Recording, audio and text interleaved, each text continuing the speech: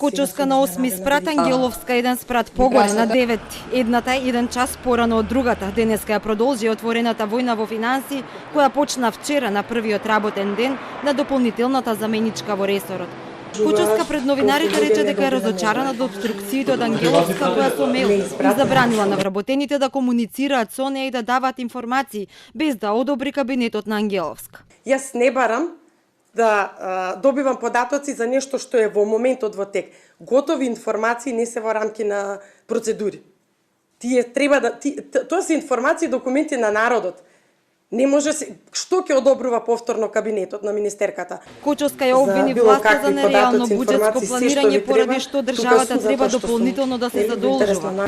Рече дека потврдила реализацијата на буџетот, односно за речиси 25% се собрани помалку пари од данок на добив од планираните, што според неа е доказ дека бизнисот и економијата стагнираат. Ангеловска пак со 35 градоначалници зад себе тврдеше дека лажна вест е забраната за комуникација со Кочовска. Тврди министерството е толку транспарентно и отворено, што не треба да се дополнителен заменик министер за да ги види сите трансакции.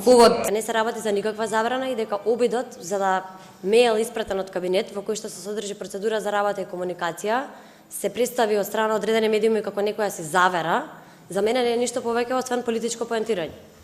И доаѓам до третиот дел кој што чувствувам дека треба да го посочам. Тоа е дека јас сум дојдена на оваа позиција пред 4 месеци без никаков багаж. Немам ни црвени, ни розови, ни црни наочари и немам што да кријам. Инаку со пржинскиот договор дополнителните заменици министри кои се од редовите на опозицијската ВМРО ДПМН имат врзан потпис со министерот.